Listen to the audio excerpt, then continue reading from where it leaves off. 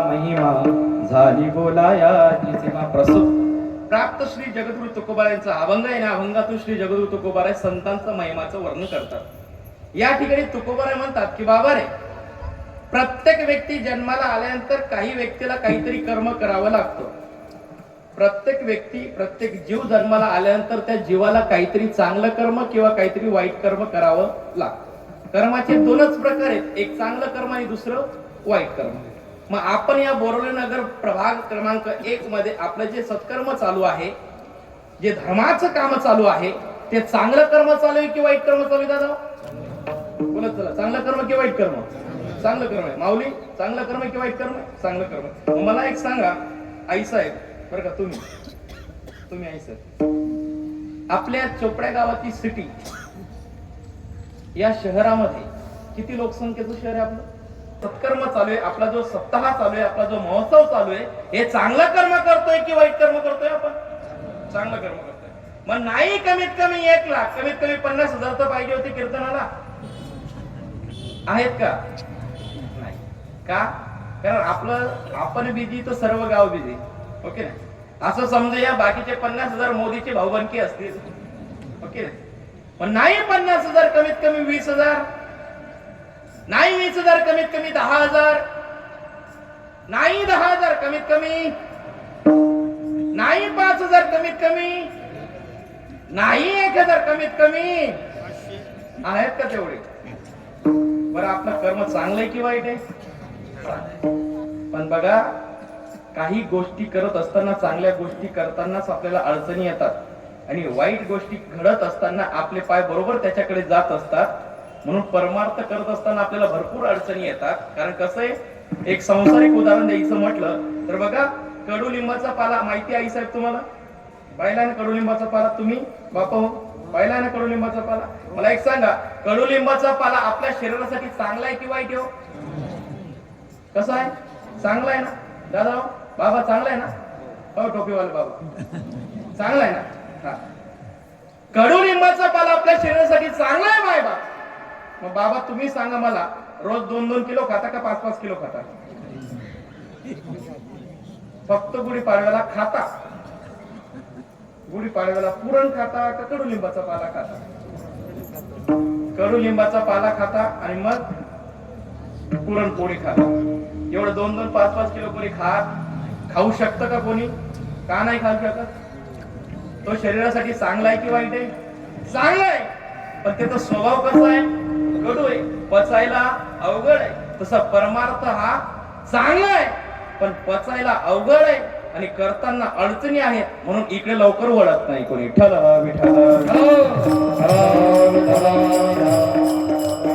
म्हणून तुकोबाराय म्हणतात की बाबा रे, एक जीव जन्माला आल्यानंतर प्रत्येक जीवाला एक तर चांगलं कर्म किंवा दुसरं वाईट कर्म, एक तर चांगलं कर्म करायचं नाही तर वाईट कर्म करायचं. दोघांपैकी एक तरी कर्म करता आलं पाहिजे. मग आपले बोरिवली प्रभाग क्रमांक 1 नगर मधले जे काही भाविक असतील ते आपण आता चांगलं कर्म करतोय. म्हणून तुकोबाराय म्हणतात की बाबा रे, या अभंगामध्ये मी संतांचा महिमा का प्रकट करणार आहे? कारण संतांचे विशेष उपकार आपल्यावरती आहेत. कारण या जगामध्ये, आपल्या भारतामध्ये, आपल्या महाराष्ट्रामध्ये जर संत राहिलेच नसते तर आपल्याला भगवान परमात्मा सुद्धा समजले नसते. आज आपल्याला महादेवाचा महिमा माहिती आहे. महादेव कोण होते? भगवान शिवशंकर कोण होते? भोलेनाथ कोण होते? हे कोणामुळे कळलं आपल्याला? कोणामुळे कळलं? संतांमुळे कळलं. कारण संत हे आपले मार्गदर्शक आहे. संत हे काय? आपले मार्गदर्शक आहेत. म्हणून प्रमाणे बघा, मार्ग दावून गेले आधी, मार्ग दावून गेले आधी, मार्ग दावून गेले आधी, मार्ग दावून गेले आधी. दयानिधी संतते, दयानिधी संतते, देण्याची पंक्ते चालो जाना, देण्याची पंक्ते चालो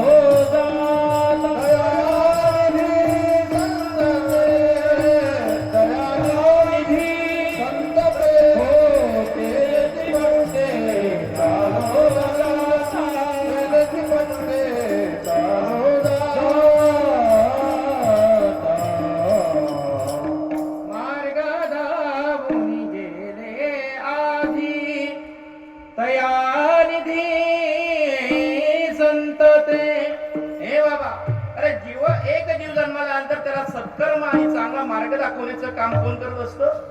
आई वडील करत असतात. आणि आई वडिलांसोबत संत आणि गुरु हे फार महत्वाचे असतात. म्हणून जन्माला आल्यानंतर आई वडिलांचे जेवढे उपकार आहेत तेवढेच उपकार संतांचे देखील आहेत. म्हणून संत हे आपल्याला कळाले पाहिजे. म्हणून संतांनी संतांचा महिमा वर्णन करणारे अभंग आपल्यासाठी लिहून ठेवले. विठ्ठल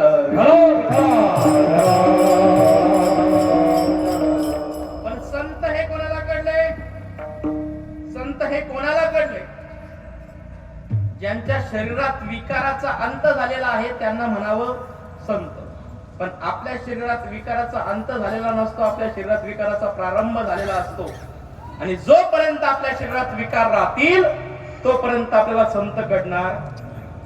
कारण संत हे माई आहेत, संत हे बापही आहेत. पण संतांची अनुभूती करण्यासाठी, संतांचं वर्णन करण्यासाठी काही संतांनी आपलं तत्वज्ञान काही गाथ्यामध्ये लिहून ठेवलं. कशामध्ये लिहून ठेवलं? गाथ्यामध्ये. आता जेही काही कीर्तनकार येतात ते अभंग कुठून घेतात? गाथ्यातून घेतात का बगल पुराणातून घेतात? गाथ्यातून. मग श्री संत जगद्गुरु तुकोबाराय यांचा काय गाथा आहे? श्री ज्ञानोबाराय यांचा काय गाथा आहे? श्री नाथराय यांचा काय गाथा आहे? कसला गाथा आहे? अभंगाचा गाथा आहे. मग किती लोकांनी वाचलाय गाथा? एक वन मॅन आर्मी. बघा, कारण आपलं कसं आहे, वेळच नाही आपल्याला. पण काही लोक, काही शास्त्रकार असं म्हणतात ज्यांना असेल माथा त्यांनीच वाचावा. ज्यांना माथा असेल तेच लोक गाथा वाचतील. ज्यांना माथा नसेल ते लोक गाथा वाचू शकत. कारण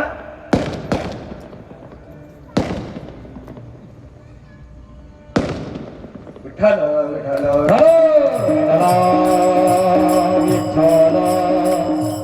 देवाने प्रत्येक जीवजन्माला घातलाय मायबाप.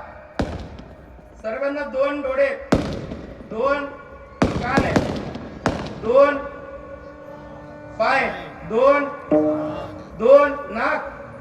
नाक किती? डोळे दोन दिलेत, हात दोन दिलेत, पाय दोन दिलेत, नाक एक दिलंय, डोकं एक दिलंय. प्रत्येकाला एक. काय? डोकं. बरोबर. देवाने जन्माला घातल्यानंतर प्रत्येक जीवाची, मनुष्याची रचना केल्यानंतर सर्व वेगवेगळे अवयव दिलेत. आणि त्याचा मुख्य भाग म्हणजे काय? शिर, ज्याला आपण डोकं असं म्हणतो. पण त्या डोक्यामध्ये एक सॉफ्टवेअर आहे. हे जर सॉफ्टवेअर नसेल तर डोकं चालणार नाही. का चोपदा? चालेल का? काय? डोकं ते चालवण्यासाठी ते सॉफ्टवेअर महत्वाचं आहे. फक्त ही खोपडी काही कामाची नाही. बरोबर आहे की नाही? जर भगवंताने पोट दिलंय तर त्या पोटामध्ये काहीतरी आहार जाईल. आणि तो आहार जर आपण घेऊ तरच आपण काहीतरी आपल्या शरीरात शक्ती येऊ शकते, अन्यथा आपण बलहीन होऊ शकतो. मग तसं ज्या डोक्यामध्ये एक सॉफ्टवेअर दिलेलं आहे त्या सॉफ्टवेअरचं नाव आहे मेंदू. काय? मेंदू म्हणजेच ब्रेन. काय? ब्रेन. प्रत्येकाच्या डोक्यामध्ये आहे की नाही बेटा? आहे तुझ्या? काय? मेंदू. शोभदार आहे ना? प्रत्येकाच्या डोक्यामध्ये काय? ब्रेन. बघा, असं म्हणतात every man is a brain is a same but capacity is more than different. जन्माला आलेला प्रत्येक जीव काय एक सारखा आहे, पण त्याचा डोक्यातला जो मेंदू आहे तोही एक सारखा आहे. पण त्याचे जे थॉट्स आहेत, त्याचे जे विचार आहेत, त्याची जी कल्पना शक्ती आहे ती विभिन्न आहे. ती कशी आहे? विभिन्न आहे. बरोबर आहे का नाही चोपदार? मला एक जण लागतच बाबा कीर्तन करताना. तुम्हाला माहिती आहे माझा अनुभव. मी एकटा कीर्तन करतच नाही. आपल्या काही ठळक बातम्या नसतात की यायचं काहीतरी पाठ करून यायचं आणि बदा बदा सांगायचं निघून जायचं. हा का नाही? लय हुशार चोपदार आहे. माझ्यासोबत बसले 10 मिनिटात. हा वा वा. साहेब असे संस्कार महत्वाचे. स्टेजवरती कोणी उभं राहणं, ज्याची पात्रता आहे तो स्टेजवरती उभा राहू शकतो. आणि महत्वाचं म्हणजे ते तरुण आहेत. कोण आहेत? तरुण आहे. आजचा तरुण म्हणजे महाराष्ट्राची शान आहे. बरं का बाळकाव? बरं का बाळा? उद्यापासून तुम्ही व्हाईट ड्रेस परिधान करायचा आणि स्टेजवरती उभं राहायचं. नाही टाळा वाजवला तरी चालेल, पण टाळ्या तरी वाजवायच्या. कुठे उभं राहून? स्टेजवर. कारण हे स्टेज म्हणजे आपलं धार्मिक विद्यापीठ आहे. हे कुठलं आहे? धार्मिक विद्यापीठ आहे. आणि एकदा की जर याला कोणी धरलं तर हे स्टेज तुम्हाला खाली उतरवत नाही, डोक्यावर घेतं. कोणतं स्टेज? हे स्टेज. म्हणून या स्टेजवरती आपला मुलगा नाही चढणार का? मग हे चढतील का? हे आपलं आहे आणि आपलं कधी सोडायचं नसतं. आणि एकदा की स्टेजवर चढले जोरदार, एकदा की स्टेजवर चढले मग फक्त एकच म्हणायचं खाली उतरल्यावरती, मी पुन्हा येईन. काय करायचं? मी पुन्हा येईन, पुन्हा येईन. आणि पुन्हा परत यायचं. कुठे? स्टेजवर. सकाळी बरं, रात्री नका कीर्तन झाल्यावर नका येऊ, सकाळी या. विठ्ठल विठ्ठल.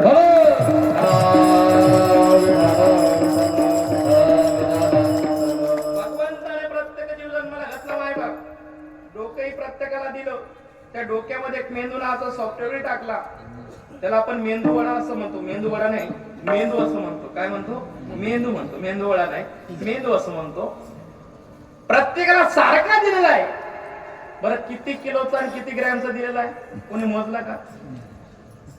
नाही मोजला. बघा, 3.5 पाऊंडचा मेंदू असतो. किती पाऊंडचा? 3.5 पाऊंडचा. म्हणजे मॅक्झिमम 1100 ग्रॅम ते 1500 ग्रॅम पर्यंत मेंदू असतो. किती ग्रॅम? 1100 ते 1500 ग्रॅमचा मेंदू असतो. काय असतो? मेंदू असतो. काय असतो? काय बाळा? काय असतो? मेंदू असतो. चोपदार, काय असतो? मेंदू असतो. काय असतो? मेंदू असतो. आणि ज्याला असं खोटं वाटत असेल की महाराज तुम्ही काही देतात बाम, त्याने घरी जायचं आणि चेक करून घ्यायचं काढून, माझं काहीच म्हणणं नाही. देवाने प्रत्येकाला दिलेला आहे काय? मेंदू. पण त्या मेंदूचा चांगल्या पद्धतीचा विचार करणं आपलं काम आहे. आणि आपण चांगला विचार करतो की वाईट विचार करतो, हे कोणाचं काम आहे? आपलं काम आहे. आपले जर वाईट विचार होत असतील तर मग आपण संतांनी सांगितलेल्या मार्गावरती जर चालले तर नक्कीच आपल्या जीवाचं कल्याण झाल्याशिवाय राहणार नाही. हे फार महत्वाचं आहे माझ्या. म्हणून या संतांच्या अभंगाची रचना संतांनी लिहून ठेवली की आम्ही गाथा तयार केला. संत हे आपल्याला कळण्यासाठी, पण आपल्याला संत कळालेच नाही. म्हणून आम्हाला लिहून ठेवावं लागते की संत हे कसे होते, काय केलं, कशासाठी आले आणि त्यांनी काय करून ठेवलं आपल्यासाठी, आणि त्याच्यासाठी कीर्तनकार आले. विठ्ठल विठ्ठल.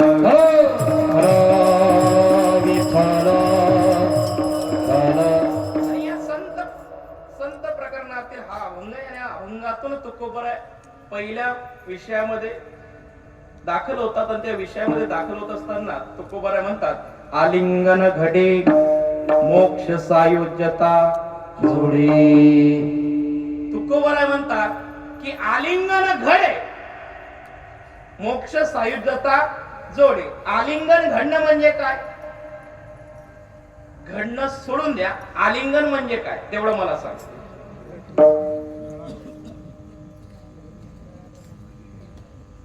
बोला.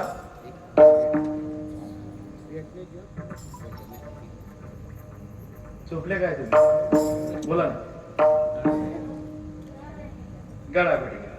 मला असं वाटतंय फक्त 4-5 मावशेच अभ्यास करून आले, बाकी त्याचा होमवर्क अजूनही पूर्ण झालेला नाही. आलिंगन म्हणजे काय? गळाभेट घेणे. आलिंगन म्हणजे काय? मिठी मारणे. आलिंगन म्हणजे काय? कवटाळणे.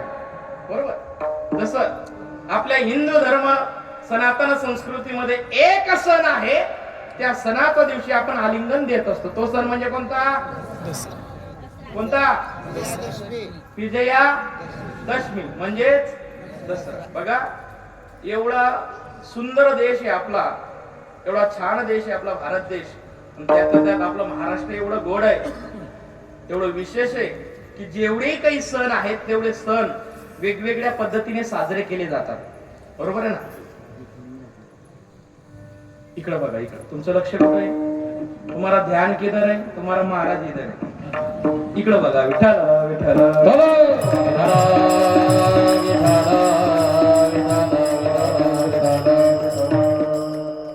आपलं महाराष्ट्र एवढा गोड आहे, एवढा सुंदर आहे, एवढा विशेष आहे की प्रत्येक सण काहीतरी वेगवेगळ्या पद्धतीने साजरा केला जातो. बघा ना, मकर संक्रांत असेल तर काय करतात? तिळगुळ वाटतात. कोण कोण वाटतं तिळगुळ? महिला वाटतात का पुरुष वाटतात? कोण वाटतात? महिला. कोण वाटतात का पुरुष? म्हणजे संक्रांतीचा सण कोणाचा? महिलेचा. भाऊबीजेचा सण कोणाचा? महिलेचा. रक्षाबंधनचा सण कोणाचा? बलिप्रतिपदेचा सण कोणाचा? महिलेचा. दिवाळीचा सण कोणाचा? महिलेचा. आखाजीचा सण कोणाचा? आणि पुरुषांचा कोणता? मग एकच म्हणा, पोळा. एवढा एकच सोडलाय म्हणा.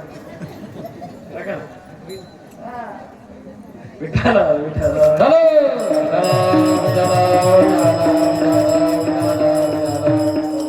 एक दिवस काय झालं, असंच कार्यक्रमामधून घरी गेलो बरं का बाबा. भगवंताच्या कृपेने 8 वर्ष झाली संसाराला. असं एकदा कार्यक्रम भरपूर व्याप होता. अंग दुखत होतो. म्हटलं चला आज आंघोळ करू आणि जरा आमच्या भाग्यवतीला सांगू की व्यवस्थित पाणी वगैरे गरम कर वगैरे. सर्व व्यवस्थित झालं. बसलो आंघोळीला. तेवढ्यात आरुळी आली. अहो ऐका. म्हटलं काय? म्हणे ऐका. म्हटलं काय? अजून आंघोळ करू नका. म्हटलं का बरं? नेहमीप्रमाणे आंघोळ करत असतो. आज करू नका. म्हटलं का बरं? म्हणे मी माझ्या हाताने आंघोळ घालीन. म्हटलं पूर्व दिशे इकडे, सूर्य इकडनं उगवला काय पश्चिमेला? म्हटलं तुझ्या हाताने आंघोळ का? नाही नाही म्हणे आज माझ्या हाताने आंघोळ करीन. आज मी मस्त पैकी तुमची पाठ घासेल. आज मी मस्त पैकी तुम्हाला पावडर वगैरे लावून देईल. आज मस्त पैकी तुम्हाला साबण लावून आंघोळ घालेल. आज मस्त पैकी गरम पाण्याने आंघोळ घालेल. आज मस्त पैकी तुम्हाला मी चांगलं तयार करून देईल. म्हटलं का वर? आज काय विशेष? आणि आज पोळा आहे. तो आमचा सण नाहीये, तो शेतकऱ्याचा सण आहे. का आपला सण आहे का तो? ओ पुरुष आपला आहे का तो? शेतकऱ्याचा सण, बैल पोळ्याचा सण नाही माय बाप. जो शेतकरी वर्षभर राबतो बिचारा, जो बैल वर्षभर आपण ज्या बैलाला आपण राबवतो, त्या बैलाचं पूजनाचा जो दिवस असतो तो म्हणजे बैलपोळा. विठ्ठल विठ्ठल.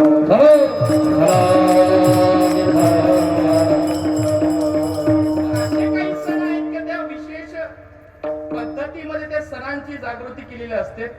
बैलपोळ्याला बैलचा सण असतो. संक्रांतीचा सण असतो. तिळगुळ वगैरे वाटलं जातं. आणि जो दसऱ्याचा सण असतो त्या दिवशी आपण प्रत्येकाला सोनं देऊन आलिंगन देत असतो. काय देऊन? सोनं देऊन. मग कोणतं सोनं ते? आपट्याची पानं. आणि तीच आपट्याची पानं जर सोनं दसऱ्याच्या दुसऱ्या दिवशी जर तुम्ही घेऊन गेले सोनाराच्या दुकानावरती, ये रे बाबा एवढं घे, 10 ग्रॅम आहे आणि मला कॅश मध्ये दे. तो काय करेल? बकरी आणून ठेवेल तो आपल्या पुढे. याला घाला, मला नका देऊ. ओके ना? पण काय पद्धत आहे, परंपरा आहे आणि प्रथा आहे, चालीरीती आहेत, रूढ्या आहेत म्हणून आपण ते मानतो. मग तसं संतांनी देखील लिहून ठेवलंय की आपल्या हिंदू धर्म सनातन संस्कृतीमध्ये अजून काही संत आहेत, असे काही देव आहेत, असे काही भक्त आहेत, असे काही साधक आहेत. त्या भगवंताची परमात्माची एवढी पूजा करतात, एवढी पूजा करतात की जर त्या संतांचा सहवास जर आपल्याला लाभला, अशा भक्तांचा जर सहवास आपल्याला लाभला, अशा संतांचा जर आपल्याला सहवास लाभला, असा संतांचा जर आपल्याला संगत लाभली, तर नुसतं संतांची संगत लाभल्यानंतर आपल्याला डायरेक्टली मोक्ष प्राप्त होतं. हे सामर्थ्य संतांचं आहे. विठ्ठल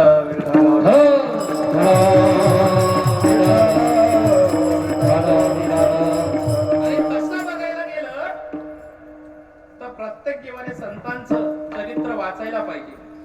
तुकोबरा म्हणतात की आलिंगन घडे. आलिंगन आपल्याला घडलं पाहिजे. काय घडलं पाहिजे? आलिंगन घडलं पाहिजे. पण आलिंगनाचे 3 प्रकार मुख्य आहेत. आलिंगनाचे किती प्रकार? किती प्रकार? विठ्ठल विठ्ठल. आलिंगनाचे 3 प्रकार आहेत. एक प्रेमाचं आलिंगन, एक मृत्यूचं आलिंगन आणि तिसरं आहे भक्तीचं आलिंगन, ज्याला संतांचं आलिंगन असं म्हटलं. मग प्रेमाचं आलिंगन कोणाचं? प्रेमाचं आलिंगन कोणाचं? ज्याची आज तारीख आहे ती. आजची तारीख काय? समजा महाराज 14 फेब्रुवारी.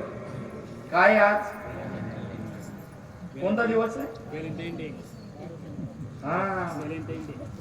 ज्यांनी ज्यांनी साजरा केलाय ते सांगतीलच. 14 फेब्रुवारी हा तो दिवस नाहीये, व्हॅलेंटाईन डे नाहीये. या दिवशी पुलवामा हल्ला झाला, माझ्या सैनिकांचा शहीद दिवस म्हणून आजचा दिवस साजरा करायला पाहिजे. म्हणून आजचा ब्लॅक डे. कोणता डे? Black day, 14 February. पण काही आले, परप्रांतीय आले आणि त्यांची घाण आपल्याकडे सोडून गेली आणि त्यांच्या घाणीवरती आपण काही तरुण मंडळ त्याच्यावर विशेष भर दिला आणि एक नवीनच डे ची रचना झाली, म्हणजे व्हॅलेंटाईन डे. विठ्ठल विठ्ठल.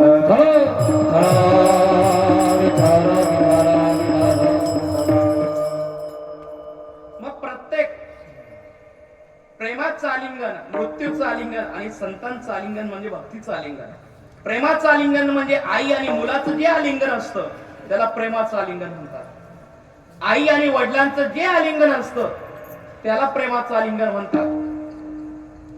विशेष करून ज्यांच्या विषयी आपल्याला नेहमी आवड असते, ज्यांच्या विषयी नेहमी आपल्याला आदर असतो, ज्यांच्या विषयी जे काही व्यक्ती आपले आयडल असतात, अशा लोकांसोबत जर आपल्याला सहवास घडला आणि त्यांनी जर आपल्याला आलिंगन जर दिलं तर आपल्याला फार मोठं झाल्यासारखं वाटतं. बरोबर ना?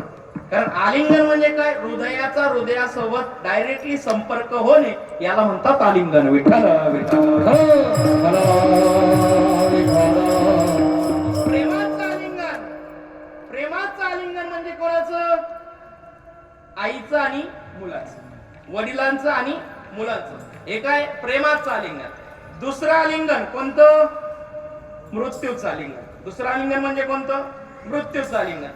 हे मृत्यूचं आलिंगन कोणीच थांबवू शकत. येतं की यमराज आले, त्यांनी आपल्याला सांगितलं, ए बाबा मला तुला आलिंगन द्यायचंय, तर आपण त्यांच्यापासून दूर पळून जाऊ शकतो का? पळून जाऊ शकतो? त्यांनी जर म्हटलं की मला आलिंगन द्यायचंच आहे तर ते दिलंच जाईल आणि ते घेतल्याशिवाय जाणार. कारण जो आलेला आहे त्याला ते घेऊन जाणारच आहे. कारण बघा प्रमाण आहे, आएगा सो जाएगा राजा रंग फकीर, कोई सिंहासन चढ़ गए कोई बांधे जंजीर. जो आलेला आहे त्याला एक ना एक दिवस जावंच लागणार आहे. याला म्हणतात यमाचं आलिंगन, याला म्हणतात मृत्यूचं आलिंगन. बघा, जर तुम्ही महाभारत जर ऐकलं असेल, महाभारत ऐकलंय का? तुम्ही ऐकलंय की वाचलंय ते मला अगोदर क्लिअर करा. हो पुरुष मंडळ, तुम्ही महाभारत ऐकलंय का वाचलंय? बघितलंय. अच्छा, तिसरा प्रकार मला काढावा लागेल. ऐकलंय का, वाचलंय का, का पाहिलंय का? पाहिलंय. हा, पाहिलंय. बरोबर. आता रेंज मध्ये आले तुम्ही. हा, कारण आपल्या पाहण्यावरतीच असतं भर असतं, वाचण्यावरती. पण असं कुठे लिहिलंय का पहाल तर वाचाल, नंतर नाही वाचणार? काय? वाचाल तर वाचाल, पहाल तर वाचणार असं नाही. जे पाहिलेलं आपण एक ना एक दिवस ते स्मरणशक्ती जाणार आहे, आपण त्या गोष्टीला विसरणार आहोत. पण एकदा जर आपण काही विशेष ग्रंथांची जर आपल्यावरती उपकार झाले, काही विशेष साधना जर झाली, तर मरेपर्यंत तो विषय आपल्या डोक्यातून जात नाही. ही कल्पना शक्ती, ही बुद्धिशक्ती कशामुळे येते? वाचनामुळे येते. विद्या विनयेनं शोभते. नम्रताही पाहिजे. कधी अभ्यास करताना त्या गोष्टी जर आपण पाडल्या तर नक्कीच आपल्याला ते गोष्ट शक्य होते. विठ्ठल विठ्ठल.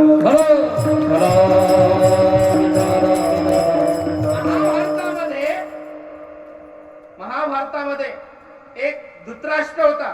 त्याला किती मुलं? 100. पांडव होते किती? 5. एक द्रौपदी होती. पांडवांची पत्नी कोण? द्रौपदी. 100 कौरव, 5 पांडव, 18 लाख योनी सैन्य यांच्यामध्ये तुंबळ युद्ध झालं आणि जिंकले कोण? पांडव. किती होते? 5. का ते जिंकले? कारण त्यांच्याकडे ते नाही महत्वाचं, त्यांच्याकडे धर्म होता. धर्म काय होता त्यांच्याकडे? धर्म. आणि जिकडे धर्म असतो तिकडे भगवान परमात्मा असतात, जिकडे धर्म नसतो तिकडे भगवान परमात्मा राहत. कितीही संकट आले तरीही भगवान परमात्माने त्यांची रक्षा केली. कशासाठी? कारण ते सत्याच्या मार्गावरती चालत होते म्हणून. ज्यावेळेस मागायचं होतं त्यावेळेस दुर्योधन आणि युधिष्ठिर दोघेही जातात भगवान परमात्माकडे. आणि एक काय मागतं, जो जड बुद्धीचा दुर्योधन आहे तो काय मागतो की मला तुझं पूर्ण सैन्य देऊन दे, तू एकटा काय करून घेणार आहे. ओके ना. आणि धर्मराजाने काय मागितलं, देवा फक्त तू एकटाच काफी आहे, बाकी दुसरं आम्हाला नकोच. कारण धर्माच्या बाजूने भगवान परमात्मा असतो, अधर्माच्या बाजूने भगवान परमात्मा राहत नाही. आणि ज्या ठिकाणी धर्म आहे त्याचाच विजय होत असतो, ज्या ठिकाणी अधर्म असतो त्याचा विजय होत नसतो. जर कदाचित तुम्ही श्रीमद भगवद्गीता जर वाचली असेल तर सुरुवात सुद्धा धर पासून आहे आणि शेवटी काय मय, म्हणजे पूर्ण गीतामध्ये काय शिकवलेलं आपल्याला, धर्म शिकवलेला आहे. काय शिकवलेला आहे? धर्म शिकवलेला आहे. आणि ज्या ठिकाणी धर्म असतो त्या ठिकाणी भगवान परमात्मा असतात. 5 पांडव जिंकले, माझे 100 मुलं ठार झाले, मारले गेले, याचा प्रतिसूड घ्यायचा आहे. म्हणून माझा प्रिय मुलगा असणारा कोण? दुर्योधन. कोणाचा? युधिष्ठिर का? नाही. कोणाचा मुलगा? धृतराष्ट्राचा मुलगा. कोण? दुर्योधन. माझा प्रिय असणारा मुलगा, याला भीमाने मारलं म्हणून कमीत कमी माझ्या हातून त्या भीमाला तरी मी मारेल म्हणून एक युक्ती सुचवली. कोणी?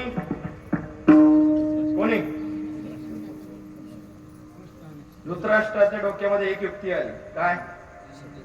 आपण काय करायचं? त्या भीमाला मारायचं की जेणेकरून आपला प्रतिशोध पूर्ण होईल. एक तर जाईल, 5 पैकी एक तर जाईल. पण मी अगोदरच बोललो, जिकडे धर्म असेल तिकडे भगवान परमात्मा असतो. भगवंताने जाणलं आणि भीमाला सांगितलं, भीमा ऐक, जाण्या अगोदर एक विचार कर. डायरेक्टली ते म्हणतील मला आलिंगन दे, त्यांच्या आलिंगनात जाऊ नको. आणि जर का तू गेलास तर तुझी माती झाल्याशिवाय राहणार. भीम म्हणतोय, अहो देवा असं काय म्हणतात तुम्ही? अहो माझे काका असते, त्यांचे 100 मुलं आम्ही मारले आणि ते काय मला मारणार आहेत का? अहो मी त्यांचा पुत्र आहे, मी त्यांचा लहान भाऊचा मुलगा आहे. अहो त्यांचं माझ्यावरती विशेष प्रेम आहे, ते मला भेटायला बोलवतायत, मारायला. पण भगवान म्हणतात, भीमा ऐक, तू जरा बुद्धीचा वापर कर. तू गदेचा वापर भरपूर केला, पण आता कशाचा वापर कर? बुद्धीचा वापर कर. आणि तू जर बुद्धीचा वापर केला नाही तर नक्की तुझी माती झाल्याशिवाय राहणार.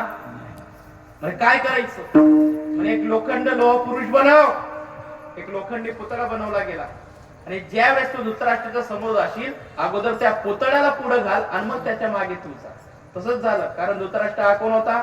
दोघं डोळ्यांनी आणला होता. त्याला काय माहिती की अशी कल्पना भगवान परमात्मा करून देणार आहे. जसं का आवाज दिला, पिताश्री, अहो काकाश्री, मी येतोय तुम्हाला भेटायला, द्या मला आलिंगन. ए भीमा, ए बाळा, तुला कधी कवटाळेल, कधी मी तुला आलिंगन देईल, कधी मी तुला प्रेमाने मिठी मारेल असं मला होतंय. कारण माझा एक पुत्र गेलाय पण मला दुसरा पुत्र गमवायचा नाहीये. तूच माझ्यासाठी माझा दुर्योधन आहे आणि तूच माझा भीम आहे. असं असत्य बोलतोय कोण? धृतराष्ट्र. आणि जसं का धृतराष्ट्र समोर येत आहेत, दोघं हात पसरवले गेले आणि भगवान परमात्माने सांगितलं, भीमा सरक.